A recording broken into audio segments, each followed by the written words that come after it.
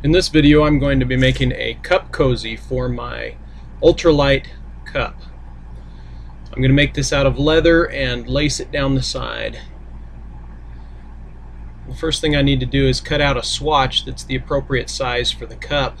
The cup was made out of a soda can, so I'll just take another soda can and roll out an approximate size.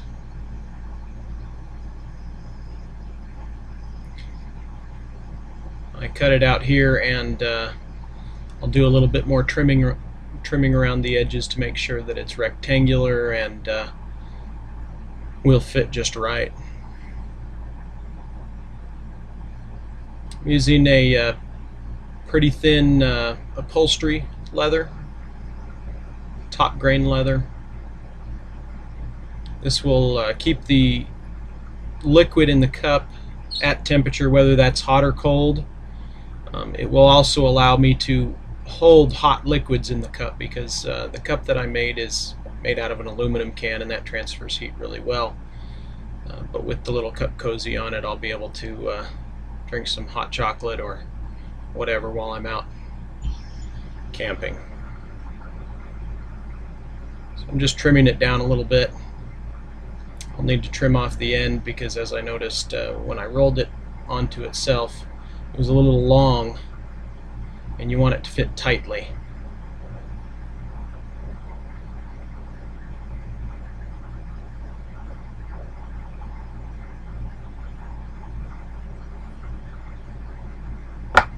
And you want the edges to be as smooth as you can have them.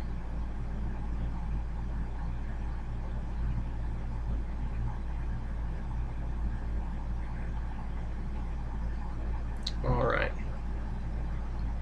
Now that I've got the right size, I need to punch the holes.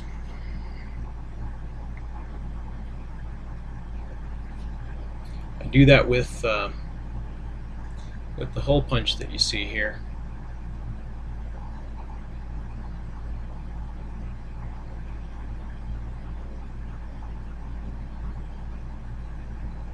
Well, I guess I'm not going to punch the holes yet. I'm going to cut out a little strip of leather that will be threaded through the holes. It's always an experiment to run through this and tell you what's going on without remembering the exact sequence. I suppose I could write up something.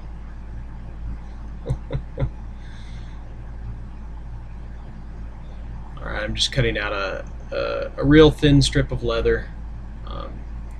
Usually determine how thin it needs to be by how durable I need it to be. So of course, the thicker the strand, the more durable it will be. Also, if you're using top grain leather, it will be much more durable than if you're using a lower slice of the leather. Now here I chopped off a piece of the matte leather that I'm using. That's a thicker leather that I'm working on top of, and that'll work as a good backing for punching the holes. If you don't have something behind the piece of leather you're working with, often it will leave the hole not quite punched through. It's pushing against brass. The steel hole punch usually pushes against a brass plate of some sort, and without putting a whole lot of pressure on there, it's not going to punch all the way through the leather without something to back it. So I use a thicker piece of leather and then just move around the edges, and I cut that through, and all the holes are punched straight across from each other. I'm going to thread the thong through each of the holes. I like to do it in a crisscross pattern and make sure that they cross in the same direction all the way down. You can also make it cross back and forth. That is, if you even care whether it looks nice or not. The first run goes straight across the front. I usually try to keep the leather side out as well, as often as I can. That way the suede side will be in inside.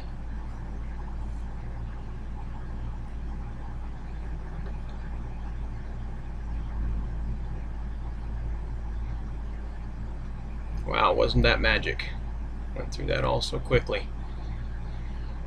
I'm here near the end, completing threading it through, and then I'll slip it onto a test can just to make sure it's the right size and to tighten the thongs down before slipping it onto the finished can.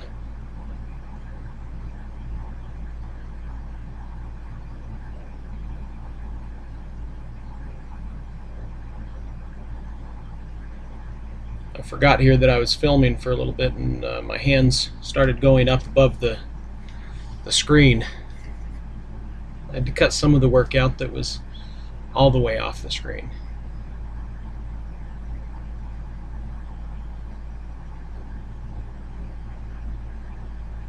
But here we go. I'm just using a very small screwdriver to punch the leather through.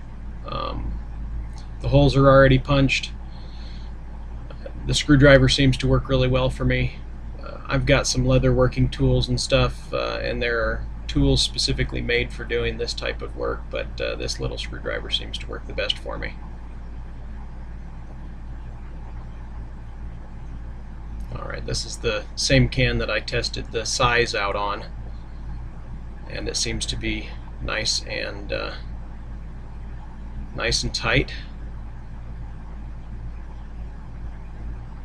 Takes me a minute to get it slipped on here. I've got big hands, big thick fingers, and it can be difficult to do some of the more fine work.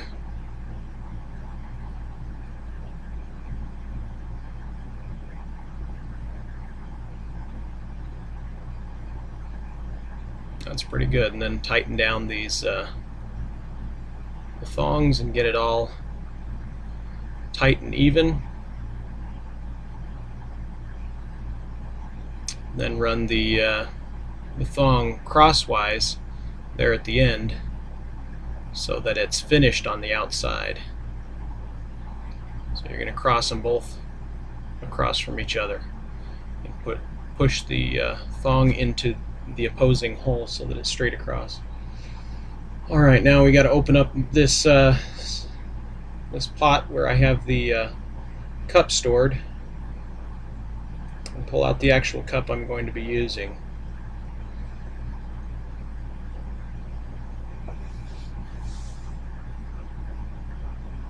Now I push the thongs through the inside of the leather cozy,